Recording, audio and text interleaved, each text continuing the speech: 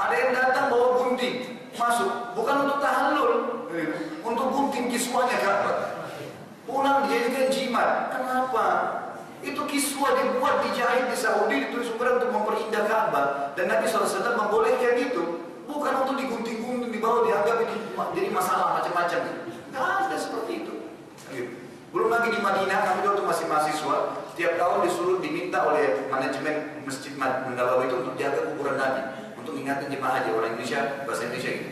Jadi kita dulu berdiri depan kuburan ingatin. Itu supaya Pak, ya, cuma berikan salam pada Nabi selesai. Jangan buat macam-macam. Itu kalau kita lalai sedikit. Bapak-bapaknya kopian digosok-gosok di situ di pagar kuburan Nabi SAW gitu kan. Ada yang lebih parah, nyurat ke Nabi. Ya mungkin antum heran bagaimana ya. Jadi kalau kita lalai, kertas dilempar gitu di lubang itu untuk lihat dilempar. Selesai musim haji disapu kuburan Nabi SAW, itu ditemukan dalam bahasa Urdu, bahasa Indonesia, ada bahasa Jawa, ada macam-macam. Nanti dibaca isinya apa? Ya Rasulullah sembuhin penyakit saya. Ya Rasulullah mau doain jodoh saya. Ya Rasulullah, ya Rasulullah, ya akhil aziz. Rasulullah SAW menyuruh kamu seperti Ibnu Abbas, sepupu beliau mengatakan, ya gulam, ya, idza sta'anta fasta'in billah.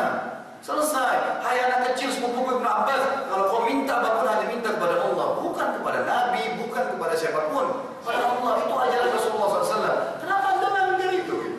Aneh-aneh. Baik, kembali ke dialog tadi. Apa yang terjadi? Maka si pastor ini terjawab. Jadi kita bukan sembah Ka'bah, tapi karena adanya perintah Allah Azza wa Jalla. Yang kedua ini jadi saksi bahasan kita. Kita ambil hikmah. Kenapa Allah haramkan? Jadi babi itu diharamkan bukan hanya karena masalah makan kotoran. Sekarang dengan teknologi terbukti punya cacing pita yang kalau masuk di tubuh manusia maka bisa mematikan manusia kurang dari 24 jam kalau kena pas cacing pita itu. Dan banyak sekali hal yang lain. Ternyata ada hal yang baru. Syekh ini ternyata selalu mengikuti perkembangan teknologi dipertemukan dengan hukum syar'i. Dia bilang apa? Karena tadi contohnya babi dengan ayam. Tolong panitia naikkan di atas podium 3 ekor babi, 3 ekor ayam. 2 jantan, 1 betina, 2 jantan betina. Naikkan babi dulu, ayam disimpan. Ternyata disaksikan oleh semua orang. Dan ini kisah nyata. Waktu naik ke atas podium ditaruh babi tersebut, dibiarin gitu kan. Jadi jantan babi itu kalau mau menggauli betinanya, dia membutuhkan jantan yang lain. Dia sentuh-sentuhan sama jantan saling merangsang sama, baru dia kalau terangsang dia menggauli betina itu, lalu dia kembali rangsang temannya untuk menggauli betina yang sama. Selesai, suruh turun. Sudah lihat? Lihat, naikkan ayam. Ayam ini nggak berantem dulu. Yang menang, dia akan jaga perempuan tersebut betinanya sampai dia mati. Apa kata syekhnya? Inilah perbedaan dan perumpamaan antara kami dengan kalian. Kalian seperti babi itu, kami seperti ayam itu. Nah, contohnya begini. Ternyata orang yang makan babi itu, ya urat saraf, ya cemburunya sudah nggak berfungsi. Istrinya mau bergaul sama orang, anaknya pacaran sama siapapun, berzina, karena masalah. Itu terjadi. Bahkan di Eropa sekarang dan di daerah-daerah yang banyak makan Cina, itu nggak masalah istrinya tukar-tukaran sama temannya. Wah, na'udzubillah. Islam ada maharim, nggak bisa. Istri saya enak saja siapa yang mau sembarangan lihat, ya boleh. Nggak boleh saya pegang. Adik saya yang mau dilamar dengan cara baik-baik, bukan disentuh, bukan dibawa sembarangan. Ada hukum syar'i. Inilah contoh gitu. Jadi subhanallah ternyata luar biasanya dalam Islam dan terlalu banyak contoh-contoh yang lain. Bagaimana teknologi canggih, ikhwan dan akhwat sekalian, membuktikan tentang kebenaran Islam. Jadi nggak perlu ragu. Oh saya kerja di sebuah instansi, haram sebenarnya sih riba, tapi berhenti gak ya? Saya mau bisa hidup dari mana? Lupa, kalau yang memberikan rezeki Allah bukan instansi Anda. Haram tinggalin, gitu kan? Anda tahu apa rahasianya hadis sahih dalam riwayat Bukhari? Nabi SAW lagi duduk di rumahnya, kemudian alaihissalam istri-istrinya pada ngomong nih, suaranya pada ribut gitu. Lalu Umar masuk ke depan, masuk ke situ, diam semua istri Nabi SAW. Lalu Nabi SAW senyum. Kata Umar, ya Rasulullah, adhaqallahu sinna, ya. Semoga Allah membuat anda selalu senyum gitu. Apa yang membuat anda senyum nih? Ada apa nih? Kata Nabi SAW, saya heran dengan mereka-mereka ini, perempuan. Tadi waktu kamu tidak ada, ribut di depan saya. Begitu kamu masuk, hilang suaranya. Kalian bersuara, diam semua. Maka apa kata Umar? Hai musuh-musuh Allah, kalian takut kepada saya dan tidak takut pada Rasulullah Sallallahu Alaihi Wasallam. Lalu Ummu Salamah nyaut dari belakang hijab, istrinya Nabi SAW. Iya, Rasulullah lebih lembut daripada kamu, hai Umar. Lalu apa kata Nabi SAW? Tidak ditanggapi. Nabi SAW mengatakan, wahai Ibnu Khattab, wahai Umar, demi Allah, kalau kau lewat di sebuah lembah, Syaitan lihat kau lewat di lembah itu, dia cari lembah lain. Nggak mau ketemu sama Umar. Bukan lagi digoda, ketemu nggak mau. Mau nggak jadi seperti Umar? Bisa. Apa katanya ulama hadis mengatakan, pelajari hadisnya. Kata ulama hadis, karena Umar tidak ada main-mainnya. Yang halal halal dinikmatin, yang haram haram. Habis selesai. Nggak ada toleransi, nggak ada, pokoknya siapapun yang bilang tidak, ini Allah bilang tidak, selesai. Azan sholat, tinggalin semua kegiatan. Allah panggil nih, selesai. Ada kegiatan lain. Begitu kehidupannya Umar radhiyallahu anhu, jadi belum terbentuk karakter begitu. Pernah ada orang Yahudi sama munafik datang kepada Umar radhiyallahu anhu, kemudian utang nih, orang munafik ini utang dengan orang Yahudi ini. Lalu ribut, tak mau bayar, munafik ini tak mau bayar. Lalu mencari hakim, datang kepada Rasulullah SAW. Setelah melihat indikasinya, ternyata orang munafik ini yang keliru itu. Ya. Lalu Nabi SAW mengatakan, kembalikanlah haknya Yahudi ini karena kamu ya mengutang dengan dia. Keluar dari masjid, Yahudi orang munafik ini nggak mau bayar, enggak. Saya belum puas. Lalu kemana? Kita cari orang lain setelah Muhammad, siapa yang paling baik? Kata orang Yahudi ini. Ya kata orang munafik ini. Lalu berkata, orang Yahudi itu mungkin kita bisa ke Abu Bakar. Baik, kita datang ke Abu Bakar lalu diceritakan semua indikasi, dan Abu Bakar hukumnya sama dengan Nabi SAW. Oh iya, indikasinya gini-gini, bukti-buktinya ada, berarti ini Yahudi yang punya hak, kembalikan haknya dia. Keluar dari ilmunya Abu Bakar, nggak puas lagi di munafik. Apa yang terjadi? Begitu sampai ya keluar, lalu mereka bilang, Yahudi bagaimana? Berikan hak saya. Munafik itu bilang tidak, saya masih belum puas, cari lagi orang lain. Yahudi tanya siapa? Ini munafik sendiri bilang, Umar. Baik, datang ke rumahnya Umar. Masuk, ada apa? Ini ada begini cerita semua selesai. Umar tanya sebelum itu, kalian sudah kemana sebelum saya? Oh, sudah ke Rasulullah Muhammad SAW. Sudah. Apa hukumnya untuk orang ini? Tapi saya nggak terima kata munafik itu. Baik. Terus kemana lagi? Ke Abu Bakar. Apa hukumnya? Sama dengan Rasulullah SAW. Selesai. Tapi saya juga tidak terima. Lalu kalian datang ke saya untuk apa? Cari hukum. Umar bilang tunggu sebentar. Masuk ke dalam ambil pedang. Ditebas orang munafik ini kena Yahudi sempat lari. Apa kata Umar dalam? Kalian sudah berhukum kepada Rasulullah SAW dan Abu Bakar masih datang kepada saya. Ini hukum saya. Jadi nggak ada main-main. Nggak ada lagi cerita yang halal-halal, yang haram-haram, sudah. Nggak usah dipilih-pilih gitu. Ini pola yang perlu diketahui dan disadari. Jadi kalau orang terbentuk karakter ini biidznillah taala hanya takut kepada Allah Azza wa Jalla. Baik. Pindah yang kedua. Ini namanya akidah. Bagaimana membentuk yakin hanya Allah Tuhan kita, tempat kita bergantung, dan hanya hukum Dia yang terbaik kita terapkan. Selesai. Baik, yang kedua, kata Ali radhiyallahu anhu, wal amalu bitanzil. Setelah keyakinan kita benar, maka beribadah sesuai dengan tuntunan tanzil Al-Quran dan Sunnah. Coba renungi dengan saya dan akhwat sekalian. Kita kalau buat sebuah lingkaran ilustrasi Allah, kita tulis besar-besar lingkari. Kita sepakati Tuhan kita Allah. Yang yakin Tuhan selain Allah kafir. Itu konsepnya. Allah Azza wa Jalla ya, tidak memperlihatkan dirinya kepada kita karena memang manusia belum mampu untuk melihat. Belum bisa, kita belum mampu. Jangankan kita ya sahabat sekalian, para nabi-nabi saja yang jumlahnya 124.000 nabi, di antaranya ada 313 rasul yang wajib kita imani, 25 nabi dan rasul yang disebutkan dalam Al-Quran dan Sunnah. Belum ada satupun yang melihat Allah Azza wa Jalla. Termasuk Nabi kita Muhammad SAW. Dalam hadis Bukhari, kata Aisyah radhiyallahu anha, ya Rasulullah, waktu anda sedang mi'raj ke langit, hal tara rabbak, apakah anda sempat melihat Tuhan anda, Allah? Apa kata Nabi SAW? Nurun ala nur anna ara. Allah itu cahaya, di atas cahaya terang sekali. Bagaimana saya bisa lihat? Nabi SAW sendiri belum pernah melihat Allah Azza wa Jalla. Dan beliau mengatakan juga dalam hadis yang riwayat ahli sunnah, hadis sahih, beliau mengatakan kalian tidak akan melihat Tuhan kalian kecuali di akhirat, dan kalian akan melihat Tuhan kalian di mahsyar nanti seperti cahaya terang bulan purnama di malam Lailatul Qadar. Itu pun masih cahaya, belum melihat Allah Azza wa Jalla. Siapa yang akan melihat wajah Allah dan kapan akan melihat? Hanya penghuni surga. Yang lain tidak akan lihat. Orang kafir tidak akan pernah lihat Allah Azza wa Jalla. Orang masuk surga saja. Kata Nabi SAW dalam hadis Bukhari Muslim, kalau nanti semua penghuni surga sudah masuk ke surga dan penghuni neraka tidak ada lagi kecuali yang memang kekal di dalamnya. Orang-orang yang muslim pun yang maksiat sudah bersih semua, sudah masuk surga semua. Maka Allah mengumpulkan penghuni surga lalu berkata kepada mereka, apakah kalian sudah puas dengan apa yang saya berikan? Lalu mereka mengatakan, ya Allah, nikmat apa? Ini belum ketemu sama Allah nih, belum lihat, baru mendengar suara. Nikmat apa lagi Allah yang lebih besar daripada kami sudah Engkau selamatkan dari neraka dan kami masuk surga. Ada lagi, disiksa, ya, selamat dari siksaan dan masuk dalam surga. Lalu kata Allah Azza wa Jalla, ada dua riwayat. Yang pertama, hari ini saya sudah angkat murkahku dari kalian, maka tidak akan ada pernah marah. Silakan berbuat apa saja gitu. Tentu ahli surga akan berbuat kebaikan tentunya. Lalu yang riwayat yang kedua dikatakan Allah mengangkat hijabnya.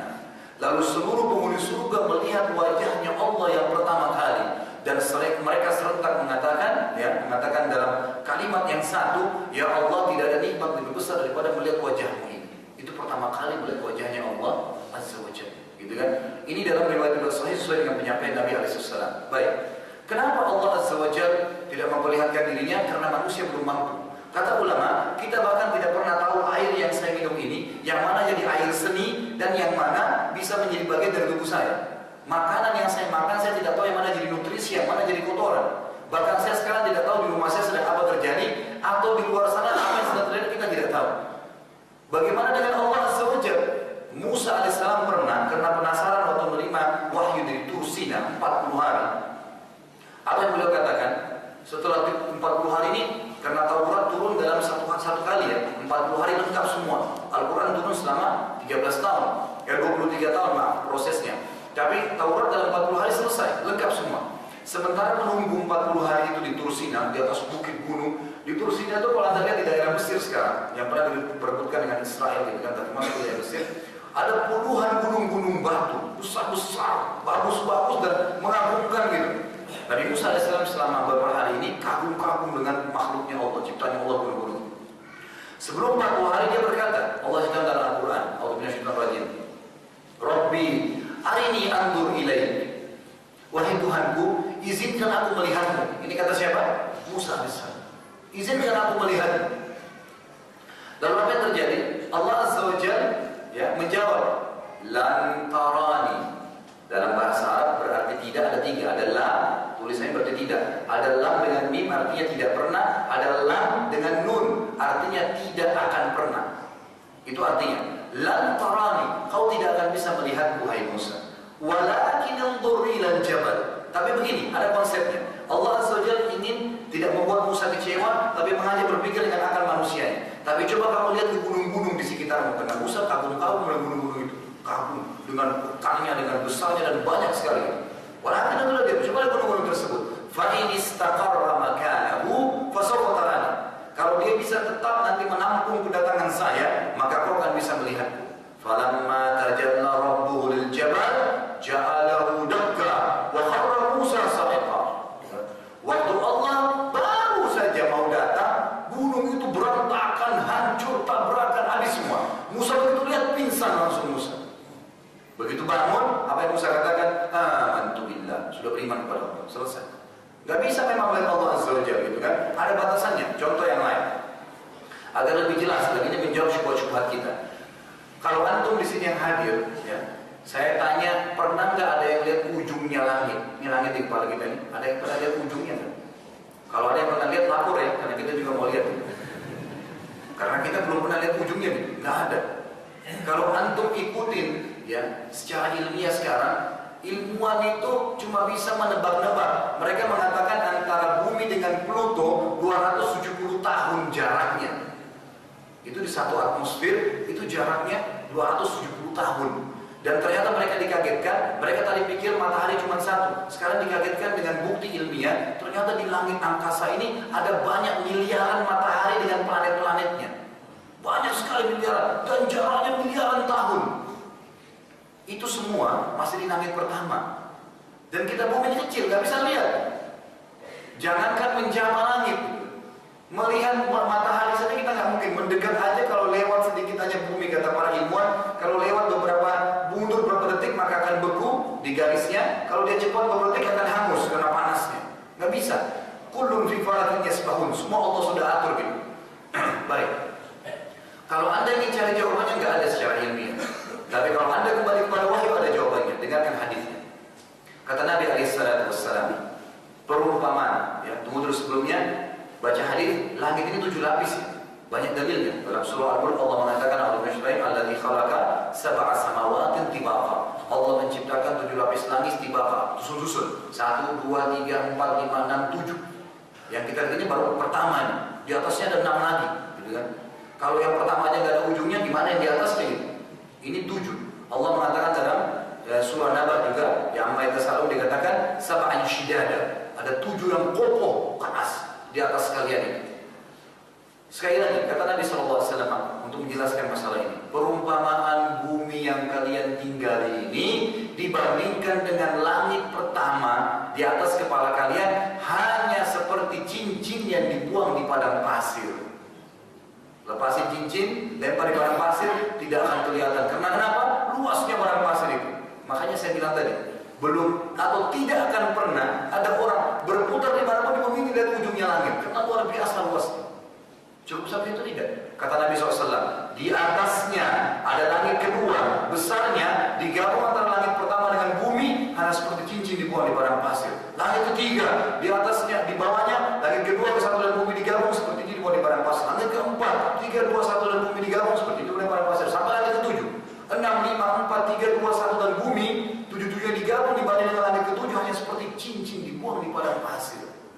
Lalu kita ini di mana? Ini semua luar biasa dari kepala kita. Belum lagi, apakah Anda tahu langit itu kosong atau ada penghuninya? Ada penghuninya. Bukan seperti yang dibayangkan oleh orang-orang barat, ada manusia aneh-aneh bentuknya. Ini tidak. Allah SWT menceritakan oleh Nabi SAW mengatakan, waktu saya sedang mi'raj ke langit, tidak ada satu jengkal pun tempat di langit 7 lapis yang saya lewati itu kecuali ada malaikat yang sedang ruku atau sujud. Penuh dengan malaikat. Luar biasa jumlahnya. Luas loh, bumi aja ini kita kalau keliling-keliling itu masih banyak tempat kosong, masih ada lautan, ya. Daratan cuma 1/5 dari lautan. Lautan itu besar sekali, gitu kan? Itu tidak ada manusia yang huni, masih ada tempat-tempat kosong banyak. Di langit ini tidak ada tempat. Dalam riwayat Bukhari yang lain dikatakan, kata Nabi SAW, sudah semestinya langit itu mengeluarkan suara karena beratnya. Tidak ada satu jengkal pun tempat di sana kecuali malaikat yang sedang sujud atau ruku. Penuh dengan malaikat. Dan malaikat ini jumlahnya berlipat ganda dibandingkan manusia, ya. Kalau kita rakib dan atid saja, ada kiri kanan kita. Dan ini kata ulama ismul jins. Apa itu ismul jins? Nama kelompok. Di bawah rakib banyak malaikat, di bawah atid banyak malaikat. Jadi setiap manusia itu kalau 2, sekarang jumlah 5 miliar, berarti 10 miliar rakib dan atid. Belum yang turun hujan, belum ini, belum itu, belum macam-macam, jumlahnya banyak. Dan Nabi SAW mengatakan dalam hadis yang sahih juga riwayat Imam Ahmad, di langit ke-7 ada Baitul Ma'mur. Ada rumah seperti Ka'bah yang ditawaf oleh malaikat. Tiap hari ada 70.000 malaikat tawaf pergi, tidak akan pernah kembali lagi. Terus begitu. Besok lagi datang, tawaf tidak pernah kembali. Terus sampai Allah Ta'ala berapa lama itu. Nanti ini riwayat sekaligus menjelaskan kepada kita, ikhwan dan akhwat sekalian, kalau Anda lagi sholat, takbir Allahu Akbar. Allah Maha Besar. Akbar ini namanya siga mubalaghah. Siga mubalaghah dalam bahasa Arab sesuatu yang melampaui batas. Jadi kalau orang Arab lihat benda besar dia mengatakan kabir. Tapi kalau dalam pandangan dia, ini sekali lagi kembalikan wahyu Al-Quran dan Sunnah bahasa asli bahasa Arab mereka. Apa yang terjadi? Kalau orang Arab lihat sebuah benda dia yakin tidak ada lebih besar daripada itu, dia baru mengatakan akbar, mubalaghah, melampaui batas gitu. Sebuah benda kecil, shaghir. Kalau ada benda yang kecil menurut pandangan dia, tidak ada lagi lebih dia mengatakan asghar. Kalau Anda mau tahu kenapa Anda mengatakan Allahu Akbar dalam bahasa Arab, berarti tidak ada yang lebih besar daripada Allah. Jawabannya dalam riwayat ini. Lalu kata Nabi SAW, di atas langit ke-7 itu ada Sidratil Muntaha. Diciptakan oleh Allah Azza wa Jalla. Besarnya Sidratil Muntaha digabung antara 7 lapis langit dengan bumi hanya seperti cincin dibuang di padang pasir.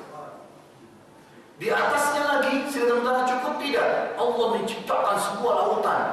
Lautan. Ini sudah kita kecil, bumi dapat di mana? Ini sudah di dalam lautan lagi, di dasar. Lautan, kata Nabi SAW diciptakan lautan. Lautan itu besarnya, ya, digabung antara Sidratil Muntaha, 7 lapis langit dan bumi seperti cincin dibuang di padang pasir. Mau bukti lain ayat Al-Quran. Kata Allah Azza wa Jalla, "Al-Mushtarim wa kana arshuhu 'alal ma'."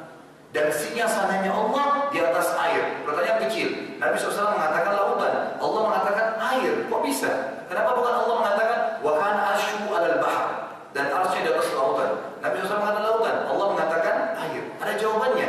Nabi SAW menjabarkan mengatakan di atasnya lautan itu ada singgasananya Allah. Arsy-Nya Allah yang besarnya digabung antara lautan tadi di Sidratul Muntaha, 7 lapis langit dan bumi hanya seperti cincin dibuang di padang pasir. Arsy-Nya Allah. Saya tanya lagi untuk memperkuat. Yang Anda sering hafal untuk mengusir syaitan ayat apa? Ayat kursi. Tahu nggak itu apa ayat kursi? Kursi itu bukan tempat duduk yang kita bahasa Indonesia ya. Kursi itu dalam akar bahasa Arab yang benar adalah tempat telapak kaki raja di singgasana. Jadi kalau raja mau naik ke singgasananya diinjak dulu, itu namanya kursi. Allah mengatakan ayat kursi. Ayat yang menjelaskan tentang tempat telapak kakinya Allah di singgasananya. Apa yang Anda baca? Wasi'a kursiyuhu apa? As-samawat wal ardh. Ini sering Anda baca tidak ditahu maknanya gitu. Allah kursinya Allah meluasi seluruh langit dan bumi, melutupin. Itu kursinya saja, belum singgasananya gitu. Dan ini yang kata Nabi SAW, singgasana Allah itu kalau digabung antara lautan tadi, kemudian Sidratul Muntaha, itu langit dan bumi seperti ini di padang pasir. Makanya Allah mengatakan wa kana arsyu 'alal ma. Singgasananya Allah di atas air, bukan lautan, karena air lautan itu kecil sekali. Inilah sebabnya kita mengatakan Allahu Akbar. Allah di atasnya jauh lebih besar daripada itu. Jadi memang Allah Azza wa Jalla kalau tidak dilihat, manusia belum mampu. Kata para ulama, kalau Jibril saja datang sekarang, kita sudah mati semua. Nabi SAW pulang dari Gua Hira melihat Jibril dengan gambar asli. Dalam riwayat Bukhari dia katakan, waktu dia kedinginan dibungkus oleh Khadijah, mengatakan apa? Ada apa ya suamiku? Kata Nabi SAW, Namusul Akbar. Jibril telah datang kepada saya dengan gambar aslinya. Di mana mata saya memandangkan di langit penuh bara Jibril, kusana penuh dengan bara Jibril, dan Allah berikan 600 ekor sayap yang kalau satu sayapnya dikebaskan bumi ini maka akan hancur bumi ini. Jadi memang belum mampu untuk melihat Allah. Tetapi ikhwan dan akhwat sekalian, ini saya datangkan kenapa? Tadi saya katakan Tuhan kita Allah. Jadi ada alasannya kenapa Allah belum dilihat itu. Tapi Allah menyiapkan untuk kita fasilitas untuk komunikasi, untuk berhubungan. Itu namanya ibadah. Jadi di bawah Allah tadi lingkaran, di bawahnya langsung ada ibadah lingkaran. Ibadah ini hanya untuk Allah seperti yang Allah mau, bukan yang kita mau. Ini konsepnya dulu. Siapa yang ibadah selain daripada Allah, syirik namanya, nggak boleh. Ibadah ini semua jenisnya, sholat, puasa, zakat, haji, apapun, takziah, ziarah kubur, berzikir, apa saja, semuanya itu harus seperti sekali lagi yang Allah mau, bukan yang Anda mau. Kalau yang Anda mau, maka tidak akan diterima sama Allah. Saya pernah kasih contoh di pengajian saya di Jakarta begini. Kalau ada di antara kita yang kerja di satu perusahaan, pimpinannya bilang hari Senin pakai baju putih ya, hari Selasa pakai baju biru, hari Rabu pakai baju hitam. Baik, ada satu datang jam 7 pagi, keluar jam 5 sore. Ada satu pegawai tidak, dibalik bajunya. Datang hari Senin pakai baju hitam, ya. Kemudian yang putih Selasa, yang hitam, yang biru dipakai hari Rabu misalnya. Kira-kira pimpinan perusahaannya terima nggak? Ini secara sistem manusia aja, nggak mungkin, nggak diterima. Padahal sama-sama pakai baju kok. Karena itu peraturannya. Begitu juga ibadah. Harus seperti yang Allah mau. Allah mau tutup aurat, sholat malam 5 hari, yang sholat malam 6 hari. Yang disuruh, yang dilarang, selesai. Kalau enggak diterima. Ini fahami dulu, supaya jangan mau ibadah semaunya saja, nggak bisa. Tidak akan diterima sama Allah. Dan semua jenis ibadah itu, dari sholat, puasa, zakat, haji, zikir, takziah, apa saja yang ingin lakukan, sudah Allah ajarkan supaya seperti yang Dia mau, bukan yang Anda mau, dalam buku pedoman Al-Quran dan Sunnah. Gak ada yang lain. Gak ada yang lain. Jadi kalau mau ibadah tanya, Al-Quran bicarain apa ini? Rasulullah SAW ajarin bagaimana? Jangan pernah sholat, jauh sudah tahu. Nabi SAW takbir gimana, ruku gimana, sujud gimana, bacaannya apa, yang batalin sholat, yang ini semua. Mau takziah, ziarah kubur, mau apa saja berzikir, semua harus seperti yang Rasulullah SAW ajarkan. Ingat, kiai kita, ustaz kita hanya satu, Rasulullah SAW. Kalau sudah dikatakan qala Rasulullah, ra'aitu Rasulullah, sami'tu Rasulullah, sami'na wa ata'na, selesai. Kalau fulan tidak ada ceritanya itu. Makanya murid Imam Malik datang kepada beliau mengatakan, "Hai Imam, boleh nggak kalau pendapat Anda saya tidak terima?" Apa kata beliau? "Kullu qawlin yuqbalu wa yuraddun illa sahibu hadzal maqam." Fa asyara ila qabri Nabi sallallahu alaihi wasallam. Semua perkataan boleh diterima dan ditolak kecuali pemilik kuburan ini, Nabi sallallahu alaihi wasallam. Nggak bisa ditolak kalau sudah beliau bilang. Kalau saya, Abu Hanifah, fulan nggak masalah. Nggak Tapi jangan datang dalil sahih, Nabi SAW bilang begini, enggak, Kiai saya bilang begini. Yo, ini kok terbalik? Ini Rasulullah atau Kiai Anda? Rasulullah SAW, sehingga benar jalurnya gitu. Ini yang penting. Jadi sekali lagi harus berpedoman dengan Al-Quran dan Sunnah. Semua orang yang ibadah, Bapak Ibu sekalian Allah, tidak punya landasan wahyu, Al-Quran dan Sunnah tidak akan diterima oleh Allah. Makanya Nabi SAW mengatakan dalam hadis Bukhari, Man ahdatha fi amrina hadha ma laysa minhu fahuwa radd. Siapa yang coba mau buat ibadah yang tidak saya contohkan akan ditolak. Silakan kalau mau buat, tidak masalah. Tapi pasti yang tidak diterima. Kenapa? Karena Allah mau seperti yang Allah mau, bukan yang kita mau. Harus seperti yang Dia mau, dan tidak mungkin kecuali kembali kepada rujukan wahyu Al-Quran dan Sunnah. Baik, ini landasan yang kedua. Potongan ya definisi takwa yang kedua tentang masalah al-amalu bitanzil. Masih tinggal 2 potongan lagi. Yang ketiga, ar-ridha bil qalil. Ridha terhadap apa yang Allah berikan walaupun sedikit di mata kita. Mari Bapak Ibu sekalian Allah, ikhwah, kita coba lebih mendalam membahas tentang bagaimana menambah nikmat. Kita akan bicara ayat yang sudah masyhur. Banyak dalam khutbah Jumat disampaikan, dalam pengajian disampaikan, tapi belum menyentuh. Apa isinya? Dalam surah Ibrahim. Urutan 14 ayat 7 Allah Subhanahu wa taala berfirman, "A'udzubillahi minasyaitonir rajim, wa in ta'adzana rabbukum la in syakartum la azidannakum wa la in kafartum inna 'adzabi lasyadid." Jelas. Dan ingat kata-kata Tuhanmu sudah jelas memastikan, hai Muhammad, siapapun yang bersyukur cukup mengucapkan alhamdulillah, maka pasti saya tambah. Dan siapapun yang kufur gak ucapkan alhamdulillah, maka pasti azabku akan pedih. Ayat ini memberikan gambaran bersyukur dapat pahala, tidak syukur berdosa. Gak ada pilihan, gak ada tengah-tengahnya. Nah, ini kata posisinya dulu. Kemudian pertanyaannya, ada sebuah ayat lain yang Allah Subhanahu wa taala menyebutkan kepada kita, sudah jelas-jelas cuma mengucapkan alhamdulillah saja sudah tambah nikmat, kok masih banyak orang yang tidak dapat tambah nikmat ya? Ada alasannya. Allah mengatakan, sayangnya kenapa sedikit sekali hamba yang bersyukur ya? Padahal sudah jelas kata kuncinya nih. Baik, dengarkan ayat yang Allah ceritakan dalam surah Saba, urutan 34 ayat 13. Ini dari tadi kita tentang ayat hadis ya. Ini menandakan kita kembali pada wahyu Allah. Kata Allah Azza wa Jalla, "A'udzubillahi minasyaitonir rajim, ya'maluna lahum ma yasha'una min maharib wa tamathil wa jifanin kaljawadi wa qubudir rasiyat i'malu ala Daud syukra wa khalilun min ibadiy asy-syakur." Akhirnya jadi saksi bahasan kita. Para jin-jin itu membuat untuk Sulaiman apa yang dikehendakinya, dari gedung-gedung yang tinggi, patung-patung, piring-piring yang besar seperti kolam, dan periuk-periuk yang terus berada di tungkunya. Maka beramallah kalian, bersyukurlah kalian dan keluarga Daud, karena sangat sedikit hamba yang bersyukur. Berarti ayat pertama tadi sudah mengatakan kalau syukur ditambah. Kalau di sini Allah katakan sedikit hamba yang bersyukur. Kenapa ya? Ternyata, ikhwah sekalian, kita sudah coba adakan penelitian di lapangan. Ternyata memang begini masalah. Kita ini ya tidak peka menangkap nikmatnya Allah. Misalnya kita targetnya mau dapat rumah sendiri. Jadi selama rumah itu masih belum sendiri, kita nggak pernah syukuri. Oh, masih kontrak. Rumahnya mana? Bukan, alhamdulillah di sini. Enggak. Sudah lama saya kontrak. Jadi keluhan. Padahal sebenarnya kontrakan pun Anda sudah dinaungi sama Allah Azza wa Jalla. Jadi tidak syukurin gitu kan. Kita nanti mau bersyukur kalau sudah sampai pada target yang kita inginkan. Padahal untuk sampai pada target yang kita inginkan butuh dulu kata kunci. Syukur, syukur, syukur. Ditambah gitu kan. Itu kata kuncinya. Contoh, kalau ada seorang guru di sekolah, mungkin Anda yang hadir ada seorang guru, Anda bilang kepada murid Anda, siapapun yang setiap ketemu saya, bukan sekali aja, bilang terima kasih Pak Guru, terima kasih Bu Guru, saya tambah hasil ujiannya kalau nanti dia ujian. Kira-kira bagaimana muridnya? Terima kasih terus, karena ujiannya ditambah. Orang di perusahaan, pimpinan perusahaan bilang sama pegawainya, siapa yang saya ketemu saya bilang terima kasih Pak, saya tambah honornya akhir bulan. Mungkin pegawainya nggak duduk di kursinya, nunggu. Begitu bosnya keluar, terima kasih Pak, terima kasih, tambah honor akhir bulan.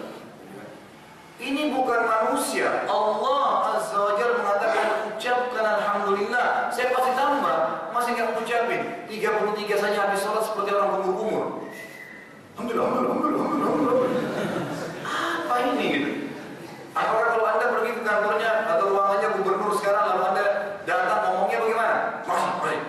Begitu? Atau terima kasih Pak, baik-baik. Itu manusia. Allah Azza wa Jalla ucapkan dengan baik. Subhanallah. Subhanallah 2 kali, Alhamdulillah 1 kali, Alhamdulillah 2 kali. Begitu syukurnya, Alhamdulillah, kan nggak bisa.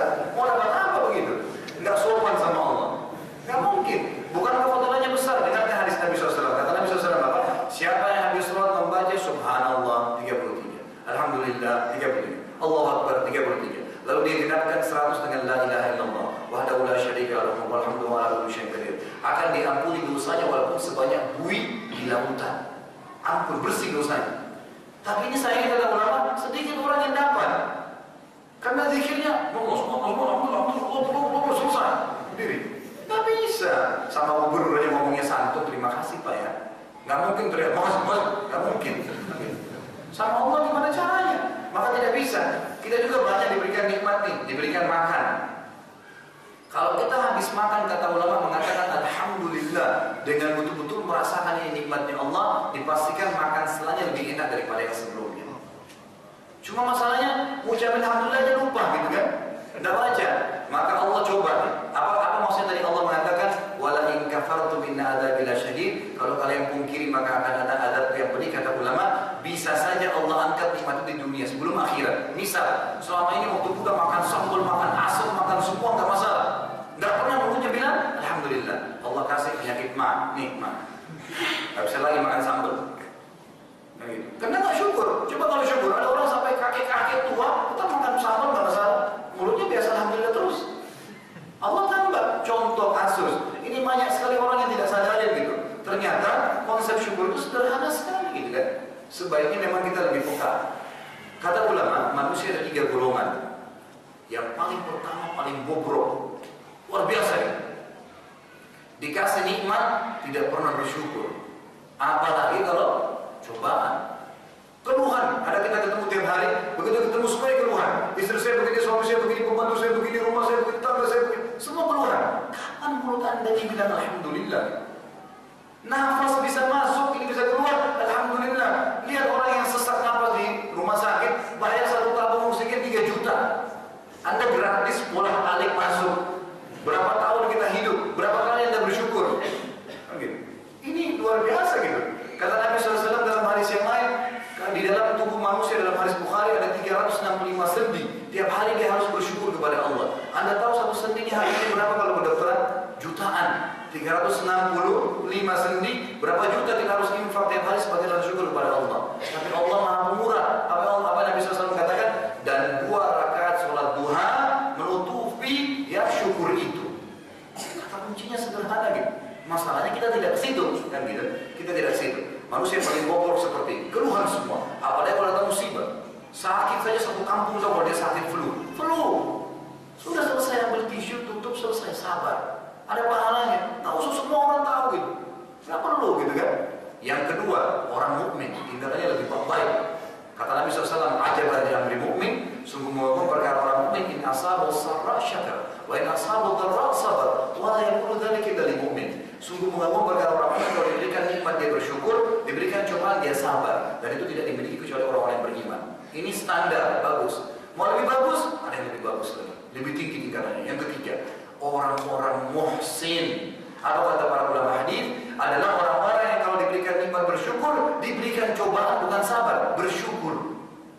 Dalam kedua keadaan bersyukur. Bagaimana caranya? Ada kata kuncinya. Dalam Islam, ya, ikhwan dan akhwat sekalian, kalau Anda sedang datang cobaan dan sudah terjadi, maka yang dipikirkan solusinya, bukan lagi ditanya atau mengeluh kenapa terjadi. Nggak bisa. Kalau Anda misalnya keluar dari masjid sendalnya hilang, insya Allah mudah-mudahan sehari ini tidak ada yang hilang ya. Tapi kalau ada yang hilang sendalnya yang pernah alami, kan gitu. Dalam hukum Islam kalau sudah hilang, sudah terjadi gitu. Maka bagaimana caranya? Saya keluar cari, ikhtiar, coba. Dan Anda tidak boleh mengatakan kalau seandainya saya tidak taruh di sini tidak akan hilang. Kenapa? Karena kata Nabi SAW, jangan buka pintu laut, jangan hilang kalau seandainya. Karena itu adalah pintu syaitan. Tapi katakan kalau sudah terjadi, qadarullah ma syaa fa'al. Allah sudah katakan dan sudah terjadi. Selesai. Kita keluar dari masjid, sendal kita hilang. Ada orang baru habis ibadah, majelis ilmu, habis ini dan segalanya, kemudian tiba-tiba dia keluar, pencuri sudah curi sendalnya, caci maki. Pencuri dapat dosa dengan mencurinya, Anda dapat dosa dengan caci maki Anda. Nggak ada hubungannya kita caci maki pencuri. Dari mana hak Anda caci maki pencuri? Dia berdosa betul, Allah berhukum. Nggak usah khawatir kok. Adalah kita nanti, Allah akan hukum dia. Nggak ada ceritanya orang yang berbuat dosa tidak dihukum, itu nggak ada ceritanya. Nggak usah khawatir. Tapi untuk sampai pada tingkat orang-orang muhsin ada caranya. Pada saat Anda lihat sendal Anda hilang, Anda fikirkan sesuatu yang lebih besar. Sangka baik dengan Allah. Oh, alhamdulillah, mungkin Allah mau saya ganti sendal baru. Oh, alhamdulillah, mungkin ada uang haramnya sendal itu. Nggak masalah. Di luar masjid ini ada orang ikhwan dan akhwat sekalian bisa beli sendal 100 juta satu pasang, tapi nggak bisa pakai karena kakinya satu kuntung. Anda masih punya dua kaki utuh, tinggal beli sendal 20, 20 ribu, 30 ribu, beli selesai urusannya. Orang yang begini bahagia hidupnya, nggak ada bebannya. Karena sudah terjadi. Tidur malam hari, nyalain AC, panas. Kipas angin. Kemudian karena panas dikecilin derajatnya jadi 17 dari 20 misalnya. Bangun pagi hari flu. Sakit. Anda tak boleh bilang, kalau seandainya tadi malam AC saya tidak kecilin, saya nggak flu. Nggak bisa, sudah terjadi. Qadarallahu ma syaa fa'al. Sudah terjadi. Langsung solusinya. Oh, bagaimana caranya ya? Berobat, minum obat, dan jangan dikecilin AC nanti malam. Selesai. Hidup Anda akan bahagia. Ini orang muhsin. Orang yang luar biasa dalam segala keadaan bisa bersyukur kepada Allah Azza wa Jalla. Kita pulang ke rumah, qadarallah, rumah kebakaran. Apa yang kita harus lakukan? Ada orang teriak-teriak, suaranya habis, rumahnya hangus. Solusi, telepon pemadam, ambil air, ikhtiar. Kalaupun sudah padam, hancur semua rumah itu sudah hangus, masih bisa nggak jadi orang muhsin? Masih bisa. Duduk dengan tenang, bilang, alhamdulillah, saya nggak di rumah pada saat itu. Kalau saya di rumah, saya juga hangus terbakar. Ya Allah, sebagaimana Engkau sudah mengambil rumah itu, ya mungkin ada uang haramnya, gantikanlah saya lebih baik. Boleh. Nabi Sulaiman alaihissalam dulu pernah dalam riwayat dikatakan punya 10 ekor kuda, kudanya bagus-bagus gitu. Lalu beliau terlalaikan, ya, sholat asar gara-gara kuda-kuda itu. Apa yang terjadi? Beliau sembelih 10 kuda itu karena Allah, takut. Gara-gara mereka selalu beliau mengatakan apa? Ya Allah, karuniakanlah saya kerajaan yang tidak layak untuk orang sebelum saya dan sudah saya. Apa kata ulama hadis? Berarti orang kalau dalam keadaan sudah bertobat kepada Allah, merasa bersalah, maka boleh langsung minta sesuatu yang besar. Silahkan. Hilang sendal saya, rumah saya hangus. Ya Allah, sebagaimana Engkau sudah hanguskan, mungkin ada uang haramnya, gantikan saya lebih baik. Dan terbukti alhamdulillah banyak terjadi begitu. Saya pernah dakwah ke Irian, masuk ke tengah hutan, ada satu pengusaha muslim kita, rumahnya terbakar. Sebelum saya ceritakan cerita ini, subhanallah terjadi fakta lapangan dengan dia. Waktu saya ceritakan, diceritakan pengalaman dia gitu. Ustaz, dia bilang saya datang dari Makassar ke Irian ini tidak punya apa-apa gitu, kosong. Lalu saya mulai dengan nol, cuman ngojek-ngojek, ngumpul uang sampai saya punya rumah kayu, kemudian saya bisa jual toko, sampai aset saya terkumpul 60 juta dari nol. Suatu malam saya tidur dengan keluarga saya, ada api, malam rumah saya hangus, habis semua. Tapi alhamdulillah, dia ucap alhamdulillah ya, alhamdulillah saya sama keluarga saya bisa selamat. Semuanya hangus. Lalu saya berpikir, mungkin ada dosa saya dulu. Coba sabar. Terus saya mulai lagi bekerja. Apa yang terjadi? Dia bilang, belum sampai 6 bulan saja. 6 bulan saja, saya sudah bisa bangun rumah ini lagi, Ustaz. Dikasih rumah ini rumah saya, dan saya bisa beli tanah-tanah di sebelah rumah saya bangun, saya kontrakin. 6 bulan saja Allah bisa balikkan gitu. Jadi kata kuncinya sederhana. Oleh karena itu, kalau bisa jadikanlah diri Anda sebagai orang-orang muhsin, orang-orang yang luar biasa dalam segala keadaan bersyukur kepada Allah. Dan cara kuncinya adalah sangka baik dengan Allah Azza wa Jalla. Baik, sebagai penutup dalam bahasan kita ialah potongan terakhir dalam definisi takwa, isti'dadu liyaumir rahil. Setelah akidah kita benar, yakin kepada Allah benar, ibadah kita benar sesuai dengan wahyu, selalu kita bersyukur dalam segala keadaan, ini sudah rentetan kebahagiaan luar biasa, bekal yang luar biasa. Terakhir, punya persiapan untuk menghadapi hari kematian. Tolong renungi 10 menit aja ke depan dengan saya. Bapak Ibu sekalian, rahimahumullah.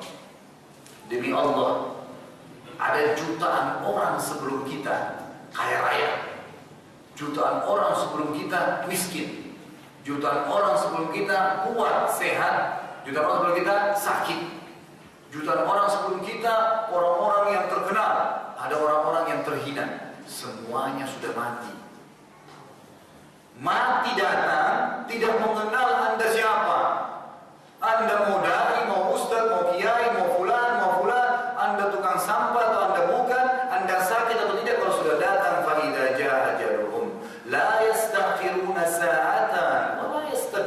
tidak mungkin. Kalau ajal sudah datang, tidak akan terlambat sesaat ataupun tidak akan cepat atau lambat sesaat, tidak mungkin. Sudah jelas. Jadi terjadi itu. Kalau kita rasionalkan 100 tahun dari hari ini ke belakang, berarti hari ini yang hadir sama kita umurnya misalnya 100 tahun. Coba lihat, ada nggak yang masih hidup? Mungkin jawabannya pasti ada. 1-2 orang, 10-20 orang. Mana yang segenerasi dengan dia? Udah mati, nggak ada. Kalau kita balik, hari ini, mulai hari ini kita hitung 100 tahun ke depan. Kalau yang hadir sekarang tempat kita nih misalnya paling muda umurnya 20 tahun. Atau mungkin ada anak-anak umurnya 10 tahun misalnya. Baik, 100 tahun ke depan umurnya 110 tahun. Masih hidup kan? Allahu a'lam. Tapi pasti kullu nafsin dha'iqatul maut wa innama tuwaffawna ujurakum yawmal qiyamah. Faman zuhziha 'anil nar wa udkhilal jannah faqad faz.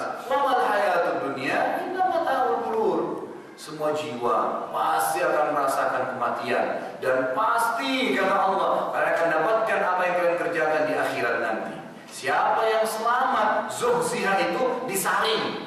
Seperti mutiara kata ulama tafsir, Anda kalau dikali ambil, disaring pasirnya itu semua tinggal mutiaranya. Faman zuhziha 'anil nar wa udkhilal jannah, dan masuk ke surga karena rahmatnya Allah, dimaafin berapa kesalahannya gitu, faqad faz, beruntung sekali dia. Dan ingatlah, kehidupan dunia hanya sebentar. Ikhwah akhwat sekalian, saya sering bahasakan dalam diri saya, dan kalau saya menyebutkan kalimat ini, saya sendiri merinding gitu. Saya bahkan tidak bisa dapat jaminan ikhwah akhwat sekalian. Di ujung tembok masjid ini sekarang ada malaikat maut datang dan cabut roh saya sekarang.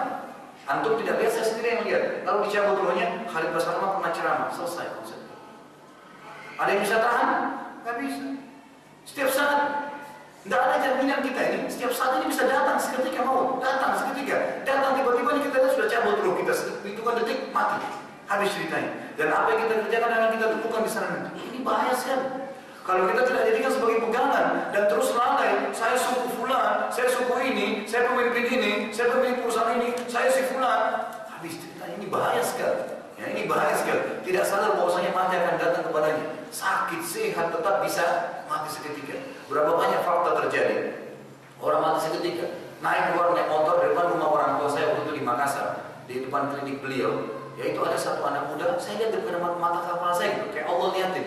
Dalam jalan raya agak besar ada dua jalur gitu. Ada satu anak muda naik motor, di depannya ada mobil Carry Suzuki lama, lambat jalannya gitu. Lalu dia nggak ngelambung lewat kiri, tapi dia lewat kanan melewati garis yang dilarang lewat. Waktu dia keluar, ada mobil cepat dari sana nabrak dia.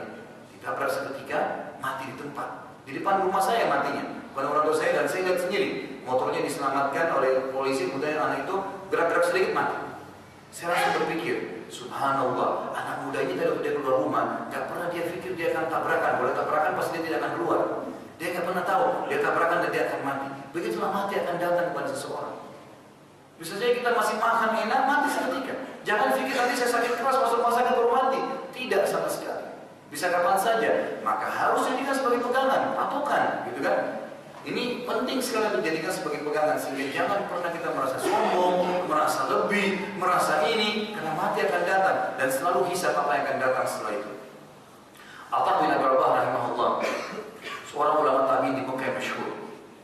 Beliau pernah mendatangi khalifah di istana, dan beliau ini orang yang sangat terkenal. Ini disebutkan oleh ulama dalam hadis, dalam ilmu jarh wa ta'dil. Itu bukan karena aib beliau, tapi ingin menunjukkan bagaimana iman dan ilmu mengangkat dari seseorang. Atha bin Abi Rabah ini orang bekas muda, kulitnya hitam, badannya kurus, kakinya satu pincang, matanya kanan rusak, rambutnya keriting kecil-kecil. Orangnya banyak sekali, fisiknya kurang gitu.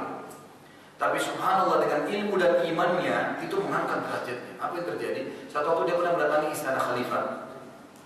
Waktu tiba di istananya, begitu dilihat oleh khalifah, langsung didekatin. Langsung berdiri dari singgasananya datang ke pintu menyambut. Marhaban bi Aba Muhammad, selamat datang wahai ayah Muhammad. Orang-orang semua, menteri-menterinya, khalifah lihat, siapa orang ini? Begini penampilannya tapi dihormatin sekali sampai khalifah berdiri. Setiap kali mau berhenti, khalifah mengatakan, "Hahuna Aba Muhammad, hahuna." Ditarik terus ke sini Aba Muhammad, ke sini Muhammad, sampai dudukkan di singgasananya khalifah. Duduk. Begitu duduk ditanya sama khalifah. Doakannya apa kabar dan sekarang langsung ditanya, "Ma hajatuka Aba Muhammad?" Apa hajat Anda gitu sampai ada datang ke istana ini? Kata Atha, ada banyak permintaan, di antaranya dia katakan, "Hai Amir Mu'minin, ahli Makkah, ahlullah, wal Madinah jirani Rasulillah, ta'akhir atayahum. Penduduk Mekah, tetangganya Allah, maksudnya rumahnya Allah situ. Jadi rumah mereka di sebelah Ka'bah, tetangganya Allah. Dan di Madinah, tetangganya Rasulullah sallallahu alaihi wasallam, gitu kan. Terlambat atayahum, terlambat pemberian mereka. Dulu zaman khilafah, setiap kepala muslim dikasih uang tiap tahun gitu oleh khalifah. Begitulah keadilan yang ada gitu. Terlambat, berikanlah kepada mereka pemberian. Maka khalifah karena patuh dia mengatakan, "Bulan pengawalnya catat, jalankan sekarang. Apa hajat lagi Abu Muhammad?" Iya, mujahidin yang di perbatasan peperangan, membela negara kalian, membela agama kita, membela kerajaan kalian. Terlambat juga gaji mereka kepada keluarga mereka. Saya dengar begitu keluar sampai kepada saya. Nah, dia seorang alim juga. Berikan kepada mereka. Bulan catat, berikan. Ada beberapa permintaan gitu, tapi jadi inti bahasan kita yang terakhir. Apa kata khalifah setelah 5-6 permintaan lalu dia katakan, "Terus Abu Muhammad, ada hajat lain enggak?" Apa kata bin Abi Rabah? Ini kalimat yang luar biasa. Iman dan ilmu ikhwah sekalian membentuk karakter ini. Dan tidak ada lagi namanya suku, saya paham ini, saya dari mana, saya keturunan mana, tidak ada lagi, hilang semua dengan kata-kata seperti ini. Apa yang dia bilang? Iya Amir Mu'minin, demi Allah, teriak dengan suara keras, kemudian berdiri depan khalifah. Demi Allah ya Amir Mu'minin, ada hajat yang lebih penting dari semuanya. Apa itu Abu Muhammad? Penting sekali gitu. Dia bilang ya, wahai Amir Mu'minin, wallahi innaka khuliqta wa innaka wulidta wahdak wa satamutu wahdak wa satub'ats wahdak wa satuhasabu wahdak. Wallahi ya Amir Mu'minin, la yanfa'uka syai'an mimma tara huna. Apa yang dia katakan? Wahai Amir Mu'minin, demi Allah, kau lahir sendiri di muka bumi ini, sendiri. Gak ada orang lain, sendiri lahir. Dan kau akan mati sendiri. Gak ada teman, gak ada istri, gak ada suami. Cinta-cintanya suami pada istrinya gak mungkin setelah dikubur, tunggu di kuburannya. Tinggalin. Kau akan mati sendiri. Dan kau akan dibangkitkan sendiri. Dan kau akan dihisab oleh Allah sendiri. Demi Allah, Mu'minin, tidak akan berguna untuk kamu ini. Singgasana, dayang-dayang, gorden, bangunan yang mewah. Ini semua menteri-menteri tidak berguna buat kamu. Lalu Atha bin Abi Rabah keluar rahimahullah dari istana. Kebetulan bersama dia teman dekatnya namanya Atha juga, Al-Khurasani, berkata, demi Allah, Atha bin Abi Rabah keluar dari istana khalifah, masuk dan keluar tidak minum seteguk air pun. Nggak ada urusan dunianya. Bukan kita diundang ke presiden, bukan kasih nasihat atau wali kota, makanannya apa nih, gitu kan? Enggak, ini luar biasa nih. Dan ini pemahaman yang luar biasa. Ya, ikhwah sekalian renungi. Sebenarnya jadi pegangan hidup kita ini kaidah. Bahwasanya mati akan datang bisa kapan saja. Jangan lalai. Langkah kita, ucapan kita, kedipan mata, semuanya harus dihisab. Kalau enggak kita akan rugi sendiri. Dan cara yang terbaik untuk meninggalkan maksiat adalah sibukkan diri dengan amal saleh. Baca selalu fadilahnya, maka kita akan terjaga biidznillah ta'ala. Sebagai penutup, saya pernah dalam poin yang keempat, dan saya akan tutup dengan kisah nyata nanti. Saya pernah adakan seperti di tabligh akbar, waktu itu tentang masalah kematian khusus. Cukup besar, mungkin seperti masjid ini dan cukup banyak orang yang hadir. Kemudian saya bicara masalah kematian dan waktu itu saya minta panitia setelah untuk bahasan, tolong siapin perlengkapan jenazah, kain kafan, menyan-menyannya, semuanya. Di sebelah masjid buatkan saya liang lahat. Baik, setelah saya ceramah saya katakan, siapa di antara bapak-bapak yang hadir ya, mau training dengan saya, latihan saja, menjadi jenazah 5 menit. 5 menit saja saya minta. Ada yang kata, saya Ustaz. Ada satu ikhwah kita tukang batu kerja, dia datang. Baik, saya minta Anda waktunya di atas meja ini dibungkus dengan kain kafan, renung, tutup mata dan bayangkan Anda sudah mati serta renungi semua apa yang saya ucapkan. Iya baik Ustaz. Baik, begitu dia naik, subhanallah, begitu naik di meja itu dibungkus dengan kain kafan, ditutup matanya, terus dia bayangkan dirinya mati rumahnya, gitu kan? Saya bilang bayangkan mati. Langsung saya pimpin dengan mic waktu itu begitu ditempelkan kain kafan di pipinya, dia nangis sendiri gitu. Lalu saya tunggangi poin itu, saya katakan apa? Coba Anda bayangkan, semua suara yang Anda dengar di masjid ini adalah suara kerabat dan teman Anda yang menangis karena Anda meninggal. Tapi Anda tidak bisa protes, jangan nangis, jangan ribut, tidak bisa, udah mati. Sekarang bahkan panitia mengangkat tangan kanan Anda, letakkan di atas tangan kiri, nggak bisa Anda protes, enggak, saya nggak mau begini, nggak bisa, sudah mati. Dan sekarang bayangkan dan renungi ya, peluang-peluang amal soleh yang Anda punya kesempatan mengerjakannya yang Anda sia-siakan. Nyesal, kenapa ya saya nggak kerjain? Dan sekarang sudah mati, nggak bisa kembali. Serta bayangkan renungi semua peluang-peluang dosa yang justru Anda tidak sia-siakan. Semua diberikan kesempatan zina, kesempatan ini, semua dibuat maksiat tersebut. Maka Anda tidak sempat taubat dan Allah akan hukum Anda sekarang. Itu dia menangis luar biasa gitu. Lalu saya bilang, tolong panitia ambil pemikul jenazah, dipikul, angkat. Sekarang tubuh Anda akan kami angkat ke pemikul jenazah ini, geranda jenazah. Renungi atau ditaruh, renungi sekarang tubuh Anda tersentuh dengan besi ini. Bayangkan memang Anda sudah mati. Sekarang Anda akan kami bawa ke liang lahat di samping masjid. Ini detik-detik terakhir Anda bersama kami. Jalan semua. Waktu sampai di sebelah masjid, saya sendiri turun di liang lahat, saya buatin gumpalan tanahnya, ditaruh di bagian kepalanya, kemudian diturunkan. Dalam kondisi dia betul-betul tutup mata dan seperti jenazah. Diturunkan, kemudian ditutup dengan kain dengan gelap. Lalu saya keluar, saya katakan, sekarang Anda buka mata Anda, lihat. Inilah rumah Anda sekarang. Walaupun rumah Anda 1000 kali 10 meter di dunia, wallahi kembali ke 1 kali 2 meter tanah. Walaupun itu seorang yang luar biasa. Ini rumah Anda sekarang. Buka mata Anda, ini tempat Anda sekarang. Dan sebentar lagi Munkar Nakir akan datang bertanya kepada Anda. Setelah itu, saya suruh bubar, angkat kainnya, dikeluarin dia. Waktu dia keluar dari kuburan itu sempoyongan, gitu kan. Lalu masuk aja saya bilang, Pak, tolong ceritain pengalaman Anda 5 menit jadi jenazah tadi. Coba ceritain. Wallah, ya, apa yang dia sambil nangis, dia pegang mic, dia bilang, Ustaz saya tobat, gitu. Saya nggak sholat, saya durhaka dengan orang tua saya. Dia bicara seperti di depannya tidak ada orang, nangis sendiri gitu. Ini cuma 5 menit saja praktek. Gimana kalau benar-benar mati nih? Ya. Ini luar biasa gitu. Ada satu orang akhwat kita di tingkat 2 coba, pingsan. Selesai 4-5 orang coba, lalu saya closing materi, saya mengatakan, Bapak Ibu sekalian, ini cuma training, pelatihan. Bungkus kain kafan, dirasain supaya bisa menyentuh nih. Dan ini pasti, wallahi akan terjadi Anda dibungkus dengan kain kafan 1 hari.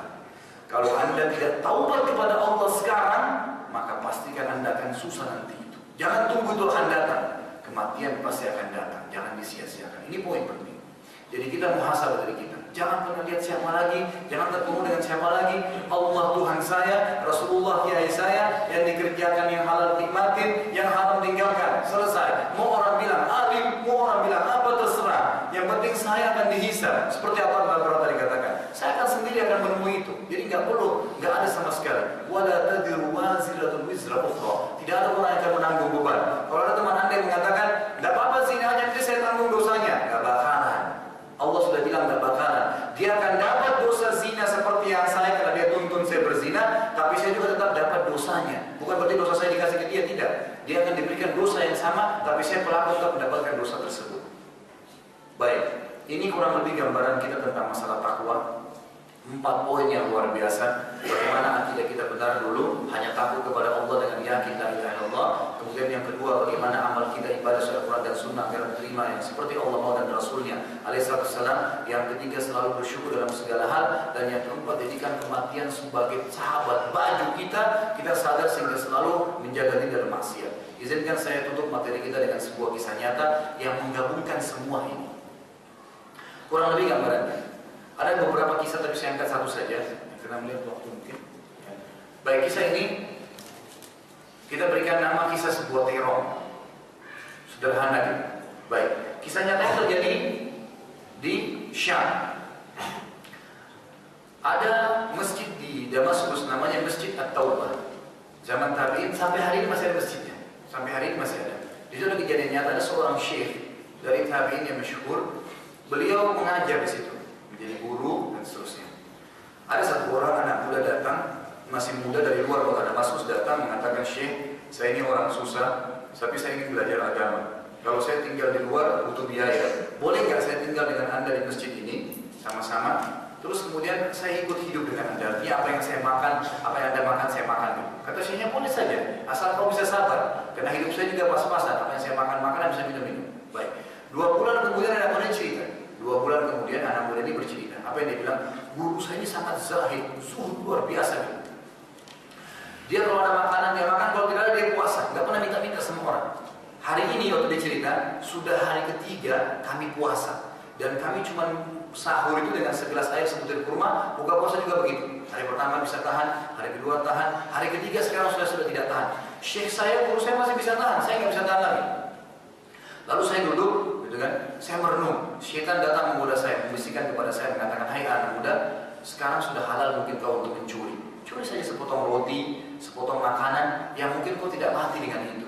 Nanti kau tidak mati. Sebab sekarang kalau tidak bisa mati, mau minta kepada orang, syekh larang minta sama syekh, nggak ada makanannya. Jadi bagaimana? Maka dia bilang dalam pikiran saya sedang berkecamuk dengan setan, saya lalu manjat dari dinding masjid itu betul-betul terbuat dari batang-batang kurma itu, dan rumah orang tempel dengan masjid, nempel. Maka dia bilang saya naik ke atas, lalu saya lihat ke rumah sebelah, ternyata ada 3 orang muslimah tidak tutup auratnya, dan itu tidak boleh lihat yang bukan mahram, kan? Maka dan itu bukan hajat saya, terbuka rambut mereka dan sedang menenun kulit domba. Saya pindah ke rumah sebelahnya ternyata ada rumah kosong dan ada bau masakan yang wangi. Saya lihat tidak ada orang dari atap, saya masuk ke dalam, langsung masuk ke dapur, ditemukan ada panci yang sedang dipakai masak dengan kayu bakar. Saya buka, ada 2 buah terong yang sudah matang. Dalam kondisi saya lapar, saya ambil langsung saya makan, karena sudah sangat lapar gitu. Sementara saya punya, dan alhamdulillah sebelum saya telan, ketakwaannya muncul. Keyakinan kepada Allah muncul. Apa yang terjadi? Dia bilang, tiba-tiba saja saya teringat, saya sudah melakukan 3 dosa sekaligus kepada Allah. Dan Allah bisa hukum saya seketika sekarang. Saya masuk rumah orang tanpa izin, dosa. Yang kedua, saya mencuri, mengambil terong itu mencuri, dosa. Dan sekarang mulut saya sedang mengunyah makan haram, dosa. Lalu dia lempar gumpalan terong tersebut ke lantai dapur, kemudian dia kembali ke masjid. Dia bilang saya tinggalkan betul-betul, saya takut kepada Allah. Kembali, syekh saya masih menyampaikan pengajian, lalu kemudian saya duduk merenung, berpikir ini kira-kira bagaimana. Saya tekan perut saya, pundak saya teguhkan karena agar perut saya laparnya hilang gitu. Setelah bubar pengajian, tinggal syekh saya di kursinya dan saya duduk, kemudian ada seorang wanita masuk ke masjid pakai cadar. Mendekati syekh saya, mereka bicara, saya tidak tahu apa yang sedang dibicarakan. Tidak lama kemudian syekh saya mengangkat kepalanya, terus memberikan isyarat kepada saya untuk maju. Lalu muridnya pun maju. Setelah maju ditanya, hai muridku, kata syekhnya, apa kau sudah menikah? Muridnya bilang belum. Ditanya, apa kau ingin menikah? Dia diam. 2 kali, mau menikah? Diam. 3 kali, ditanya, diam. Lalu muridnya bilang, hai syekh, Anda tahu, setelah Allah Subhanahu Wa Taala, hidup saya bergantung dengan Anda. Apa yang Anda makan, saya makan. Minum, saya minum. Sekarang 3 hari Anda tidak punya makanan, saya juga tidak bisa makan. Saya kelaparan sekali hari ini. Bagaimana saya akan hidupkan nanti istri saya? Kata syekhnya, wanita di sebelah kamu yang bercadar ini baru selesai masa iddah meninggal suaminya, 4 bulan 10 hari, dan ditinggalin harta yang cukup. Dia masih muda, takut fitnah, minta dicarikan jodoh. Saya lihat ke orang yang paling baik. Apa kau siap? Iya. Tanya perempuan itu setuju? Setuju. Keluarin kendi oleh syekhnya dari kamarnya, jadikan mahar, panggil saksinya, walinya si wanita itu, dinikahkan seketika pada saat itu. Selesai nikah, syekhnya bilang, pulang ke rumah istrimu. Sudah. Istrinya panggil dia, dituntut. Begitu keluar dari masjid, lewat rumah pertama tadi yang dia naik, yang dia tidak jadi masuk, dilewatin. Rumah kedua tadi yang dia masuk curi, masuk, istrinya berhenti. Buka pintu rumah bilang, silakan masuk suamiku, ini rumah kita. Rumah yang tadi dia mencuri. Ini kisah nyata terjadi. Waktu dia masuk di ruang tamunya, dia duduk, dia merenung, benar nggak rumah tadi yang saya masuk mencuri? Lalu suami istrinya bilang, tadi saya dengar Anda sudah 2 hari nggak makan. Lapar ya? Mau makan? Makan. Istrinya masuk ke dapur, temukan apa? Panci yang terbuka, terong sudah digigit. Apa yang terjadi? Langsung perempuan dia bilang, siapa yang makan terong saya? Spontan kan? Suami langsung bilang, hai istriku kesini dulu. Demi Allah begini ceritanya. Dari awal saya lapar, saya naik, saya turun, dan demi Allah, ini kalimat mutiaranya. Saya lempar makanan dari mulut saya, tidak masuk sedikit pun ke tenggorokan saya. Demi Allah, karena saya takut kepada Allah. Masih belum basah, masih belum kering di lantai dapur, masih ada. Kita sudah nikah. Apa kata perempuan tersebut? Ini sebagai penutup bahasan kita. Kata-kata mutiara, kata ulama, kalau semua muslimah begini, imannya luar biasa. Apa yang dia bilang? Demi Allah, hai suamiku, engkau meninggalkan segumpal makanan haram. Karena Allah jadikan makanan tersebut, pancinya, rumahnya yang dipakai masak, dan saya pemilik rumahnya jadi milikmu sekarang. Allah bukan cuma hilangin laparnya, makanannya, pancinya, rumahnya, perempuan jadi miliknya sekarang. Orang yang bertakwa diberikan makhraja, jalan keluar, sabar. Pasti akan ada jalan keluarnya, nggak ada yang sia-sia. Semoga bermanfaat dan semoga Allah SWT menjadikan kita orang yang senantiasa bertakwa kepadanya dan menjadikan saya orang pertama melaksanakan Allah cuma mengucapkan kalau benar dari Allah SWT dari saya. Silakan pada pertanyaan.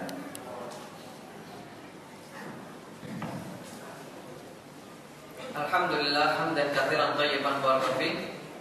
Tausiah sudah kita mendengarkan dan kita berharap bisa mengambil manfaat dari apa yang sudah disampaikan.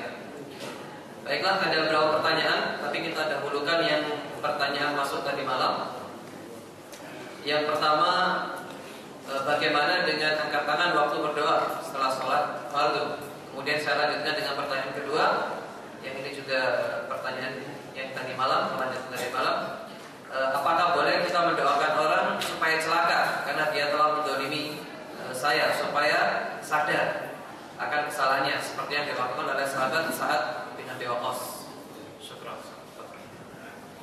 Alhamdulillah, wassalatu wassalamu ala Rasulillah. Kalau masalah mengangkat tangan dalam doa, memang khilaf panjang di antara ulama. Tapi yang jelas kalau dikumpulkan semua adillah dan disimpulkan dibolehkan mengangkat tangan dalam berdoa. Tetapi di sini disebutkan juga oleh para ulama kaidahnya. Kalau seandainya dia merasa dalam mengangkat tangan itu bisa lebih khusyuk dan bisa jauh dari riya, tidak masalah. Tapi kalau dia tidak mengangkat tangan bisa membuat dia lebih khusyuk dan riya, maka tidak juga masalah. Makanya Abdullah bin Mubarak rahimahullah, ulama tabi'in, itu beliau ya kebanyakan tidak mengangkat tangannya. Tidak mengangkat tangannya. Dan juga dalam beberapa riwayat dikatakan Nabi SAW tidak mengangkat tangan dalam berdoa kecuali dalam keadaan tertentu. Nabi SAW mengangkat tangan pada saat di perang Khandaq terjadi. Itu yang sampai bagian ketiak beliau kelihatan, memang beliau sedang sendirian di kemahnya. Jadi Allahu a'lam, kalau kita simpulkan, kalau yang saya pegangi pendapat dibolehkan biidznillah ta'ala, cuma tinggal kembali ke masalah khusyuk antum dan juga bagaimana antum selamat dari riya. Kalau yang perlu, ya, tentang masalah bolehnya mendoakan orang keburukan. Kalau dia dalam keadaan terzalimi dibolehkan. Ya, bukan dibolehkan ya. Dia boleh, terbuka pintu untuk dia. Sebagaimana sabda Nabi SAW kepada Muadz bin Jabal dalam hadis yang panjang waktu mengutus beliau ke Yaman, wattaqu da'watal mazlum fa inna laysa bainahu wa bainallahi hijab. Hati-hati dengan dakwanya orang-orang yang mazlum, orang terzalimi, karena tidak ada antara dia dengan Allah hijab. Artinya dia bisa minta apa saja. Dia bisa minta kecelakaan buat seseorang, bisa terjadi. Itu bisa terjadi. Tetapi ulama mengatakan lebih baik lagi secara imaniah kalau seseorang bukan mendoakan keburukan. Misal ada seseorang yang sangat tidak baik dengan kita, akhlaknya tidak baik dan segalanya, maka jauh lebih baik dan lebih besar pahalanya kalau Anda mengatakan, ya Allah berikanlah hidayah dia. Karena kalau misalnya gara-gara doa kita dia dapat hidayah dan dia lebih baik, semenjak dia jadi baik sampai dia meninggal, kita akan dapat pahalanya. Tapi kalau kita doakan, ya Allah matikanlah dia mati, habis urusannya. Kan gitu. Jadi lebih baik kita mendahulukan kebaikan daripada hal-hal yang negatif. Allah. Ustaz, sepertiga malam yang Allah datang ke langit bumi itu sekitar jam berapa? Sepertiga malam itu khilaf di antara ulama, tapi ada yang sebagian beristihad sekarang mengatakan kurang lebih ya 2-3 jam sebelum subuh. Ya, ini tergantung kira-kira seperti apa. Karena malam itu dalam ilmu syar'i dibagi 3. Ya, malam itu sudah termasuk di awal masuknya maghrib, gitu kan? Ada sebagian mengatakan isya, makanya habis sholat isya kita bisa tarawih. Tarawih itu kan sholat malam yang dimajukan, gitu kan? Agar minimal umat Islam pernah qiyamul lail setahun sekali. Jadi ini tarawih dimajukan ba'da isya. Jadi kalau isya bolehkah sholat malam? Sudah dibolehkan, kan gitu. Tapi afdaliyahnya tidur dulu, afdaliyahnya. Jadi selisihnya kurang lebih 3 jaman, ya 3 jam atau 2,5 jam, kurang lebih begitu kata ulama dibagi. Dari ba'da maghrib atau ba'da isya sampai di awal malam itu kurang lebih jam 11 malam, dan jam 11 atau jam 10, jam 11 malam sampai jam 2 malam, dan jam 3 malam itulah atau jam 2 malam sampai subuh, itulah waktu sepertiga malam. Itulah waktu sepertiga malam. Makanya biasanya diadakan sholat malam di antara waktu-waktu ini. Saya mau bertanya yang ada hubungannya dengan pembahasan tadi malam. Suami yang puasa, istrinya tidak tahu sampai 20 tahun, apakah menurut Islam boleh membohongi istrinya? Itu bukan membohongi ya. Jadi jangan salah paham. Kasusnya di sini bukan membohongi. Dia ditanya ya waktu dia dihidangkan makanan oleh istrinya, dia nggak mengatakan saya lagi puasa. Dia juga tidak berbohong. Dia cuma mengatakan bungkusin buat saya. Saya jelas kalau Anda ikutin cerita saya katakan, suami bilang bungkusin buat saya. Lalu istrinya bungkusin, jadi istrinya tidak tahu, dia nggak berbohong di sini. Jadi bukan masalah membohongi di sini, tapi dia untuk menjaga keikhlasan sampai pada tingkat dia puasa sunnah, dia tidak ingin istrinya pun sampai tahu. Tapi kalau ditanya, dia akan menjawab, gitu kan? Jadi di sini kisahnya adalah istrinya tidak bertanya, dan istrinya pikir dia tidak berpuasa. Jadi bukan masalah kasus berbohong di sini. Walaupun ada hadis Nabi SAW yang berbunyi dibolehkan berbohong dalam 3 keadaan. Yang pertama itu antara suami istri. Ya, misalnya ini juga pada hal-hal batasan tertentu jangan terlalu dibuka babnya. Karena ulama hadis mengatakan pada batas tertentu. Misalnya seseorang istri atau suami masuk ke rumahnya dan istrinya masih dalam keadaan berantakan misalnya, ya tidak dandan atau rumahnya berantakan, maka dia mengatakan, oh masya Allah ya, ini akan rumahnya begini. Kalau sudah kelihatan bagus misalnya, bagaimana kalau diatur? Padahal sebenarnya rumahnya tidak bagus kelihatan. Dia masak garamnya lebih, enak nggak? Kayaknya sih enak, tapi kalau nanti garamnya dikurangi, ya lebih baik. Tapi dia mengatakan enak sudah salah, sudah bohong gitu. Ini yang dibolehkan. Suami pulang berantakan, keringatan segala, mendekat sama istrinya. Istrinya mau suruh dia mandi misalnya dulu. Lalu pada saat dia mau mendekat dikatakan, masya Allah, belum mandi aja sudah ganteng, kan? Apalagi kalau sudah mandi, padahal sebenarnya nggak ganteng dari berantakan. Nah ini bohong, tapi itu dibolehkan. Bukan pada hal-hal yang lain. Kemudian memperbaiki dua hubungan yang sedang retak. Si A bertengkar sama si B, lalu kita datang mengatakan kepada si A, ini si B sebenarnya sudah merasa bersalah, tapi karena dia lebih tua dia tidak mau minta maaf dulu. Mungkin kau lebih dulu yang memulai. Tapi si B ini tidak mengatakan itu. Kepada si A juga sama halnya, sehingga ini mereka pada saat bertemu lebih baik. Yang ketiga dalam peperangan. Kalau Anda ditawan sesuatu dengan pasukan kufar, orang-orang kafir lalu ditanyakan, berapa jumlah kaum muslimin? Ada 5.000 pasukan. Anda bilang 50.000. Nah itu tidak masalah dalam peperangan. Karena memang di sini dibolehkan, Allah Ta'ala. Tapi tadi yang kita katakan kisah itu bukan berbohong di sini.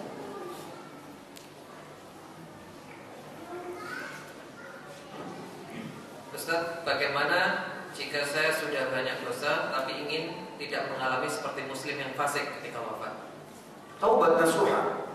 Taubat nasuha. Nabi SAW mengatakan at-taubah tajubbu ma qablaha.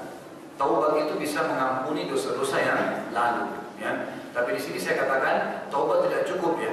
Taubat tidak cukup. Semestinya setelah bertaubat pun Anda isi dengan amal soleh, ya. Sebagaimana Allah Azza wa Jalla banyak menyebutkan dalam Al-Quran, ya. Illal ladzina tabu, ya. Kemudian diikuti setelah itu wa amilus sholihat. Ada kata-kata taubat, seterusnya kemudian beramal soleh, gitu kan? Jadi mereka harus ikuti dengan amal soleh. Taubat nasuhnya ada 3 syaratnya. Imam Nawawi rahimahullah mengatakan syaratnya yang pertama adalah meninggalkan dosa itu seketika. Lagi berbohong, lagi berzina, tinggalkan seketika. Yang kedua menyesalinya. Yang ketiga berjanji pada Allah tidak akan mengulanginya. Baru taubat nasuhanya diterima oleh Allah Azza wa Jalla. Jadi taubat nasuhah billahi ta'ala tidak akan ada masalah. Ada sedikit penting yang saya perlu beritahukan kepada akhwat sekalian. Cobalah belajar untuk lebih peka, memperbanyak atau mengisi kesempatan amal soleh. Karena demi Allah, kesempatan amal soleh tidak akan berubah, tidak akan pernah datang lagi, gitu kan? Seperti yang sudah kita jelaskan. Tapi kalau dosa itu masih bisa. Misal ada orang berzina 20 tahun, kemudian dia tahun 21 hari pertama dia taubat nasuh kepada Allah, Allah bersihin 20 tahun dosanya. Tapi masalahnya detik-detik dan jam yang dia pakai berzina, misalnya dia 3 jam berzina dengan lawan jenisnya. Pada saat dia lakukan itu, 3 jam itu di buku amalnya kosong dari amal soleh. Yang tidak bisa lagi dia isi, tidak bisa lagi. Amal soleh sudah lewat, tidak akan pernah bisa diperbaiki lagi. Tapi kalau dosa masih bisa diampuni, maka pekalah dalam memahami poin-poin seperti ini. Saya pesan pertanyaan yang terakhir. Bagaimana dengan suami yang tidak memperhatikan kebutuhan anak dan istrinya? Dia lebih mementingkan kebutuhannya sendiri yang sebenarnya tidak terlalu penting. Kemudian yang kedua, bagaimana dengan orang yang meninggalkan sholat? Ada yang bilang dosanya lebih besar daripada berzina. Kalau masalah suami meninggalkan atau mengabaikan kewajibannya, karena kewajiban suami itu kurang lebih berkisar dalam rumah tangga ada 4 atau 5 poin, ya. Di antaranya selain al-himayah wa ta'lim, ya, melindungi dan mendidik, kemudian ada nafkah. Ini di sini memberikan nafkah. Nafkah itu bukan semua gaji, tidak. Tetapi memberikan sesuatu yang dibutuhkan oleh istri, dari makanan, minuman, pakaian, gitu kan. Ini cukup banyak yang Allah SWT jelaskan dalam surah Talaq, askinuhunna min haythu taqaddum bimuddikum. Tinggalkanlah mereka di tempat tinggal yang mana kalian, ya, tempat tinggal itu kan yang layak. Kemudian Nabi SAW mengatakan dari dalam hadis Bukhari Muslim, istri kalian punya hak terhadap kalian, yaitu kalian memberikan makanan dan pakaian yang terbaik semampunya. Ini nafkah, ya, berarti salah satu dari kewajiban yang harus dipenuhi. Kalau orang tidak memberikan, atau suami tidak menjalankan nafkahnya, maka ini berarti dosa kepada Allah Azza wa Jalla. Dan perlu Anda ketahui dalam masalah rumah tangga penting. Ikhwan dan akhwat sekalian, kaidah sekali lagi. Tolong ini kaidah berarti Anda catat dalam pikiran dan hati Anda, jadikan pegangan hidup. Ini kaidah. Ini kaidah ini penting, karena ini nanti yang membuat Anda jadi punya landasan pokok untuk menerapkan setelahnya gitu. Dalam rumah tangga dan dalam berinteraksi secara sosial, semua yang ada depan mata kita, istri, suami, orang tua, mertua, anak, tetangga, itu adalah tanda kutip boneka-boneka yang Allah titipkan. Nih, saya suami, istri saya ini adalah tanda kutip. Ya, tanda kutip artinya ini perumpamaan saja. Ini Allah titipin boneka. Nih, kamu sebagai suami berikan dia nafkah, lindungi dia, ini dan itu, ya. Karena saya akan berikan pahala, saya akan masukkan kamu ke dalam surga. Sehingga apa? Kalau semua karena Allah, si suami tidak akan pernah bosan untuk menjalankan kewajibannya. Walaupun si suami misalnya nusyud, melanggar hukum agama, jangan sampai istri tidak jalankan kewajiban, suami juga balas dengan tidak kasih nafkah misalnya. Istri berdosa, suami berdosa, karena dua-dua melanggar. Ini kewajiban, nggak ada hukumannya, gitu kan? Sama halnya si istri, dia harus tahu suami adalah boneka yang Allah titipin nih. Patuhi dia, cari ridhonya, izin kalau keluar, segala-galanya itu karena saya, bukan karena dia.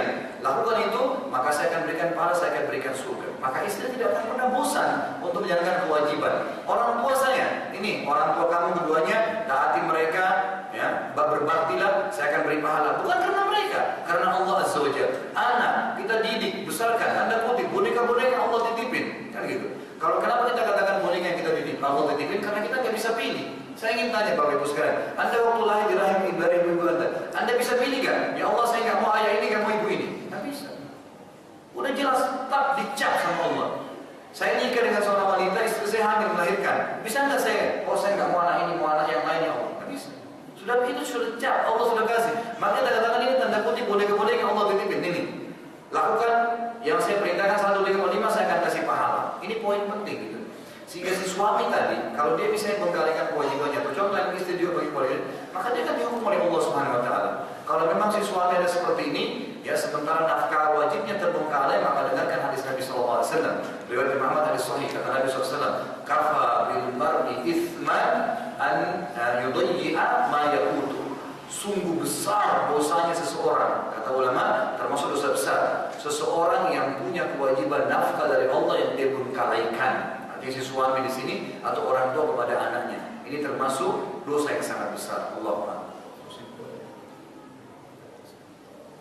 Meninggalkan sholat, ini memang ada dua pendapat ulama, ada dua pendapat. Saya bukan dua poin yang dibahas. Kalau yang pertama, kalau dia meninggalkan sholat takasulan, malas-malasan, ya, ini hukumnya ditakzir. Apa itu takzir? Diingatkan terus, gitu kan? Dan hampir semua jumhur ulama sepakat kalau sudah diingatkan terus lama dan tidak mau, ya, selama memang dia masih madaratnya ke dia sendiri, maka tetap diingatin. Semoga Allah kasih dia. Tapi kalau dia sampai mengolok-olok sholat, kemudian dia sampai pada tingkat misalnya mengajak orang lain untuk tidak sholat, maka ini berarti takzir, itu dikisos, kepalanya dipenggal. Ini keras sekali masalah sholat, gak boleh main-main gitu. Kalau dia takasulan, kalau dia jahdan, membangkang, nggak ada perintah sholat, nggak mau. Ini sudah sampai pada tingkat kufur. Karena Nabi SAW mengatakan, al-ahdu alladhi bainana wa bainahum tarkus shalah, man taraka faqad kafar. Perbedaan dasar antara kami dengan orang-orang kafir adalah sholat. Sampai meninggalkannya maka dia telah kafir, maksudnya meninggalkan secara jahdan. Tapi kalau dia masih malas-malasan, masih masuk dalam kategori mad'u yang harus didakwai. Allah Ta'ala.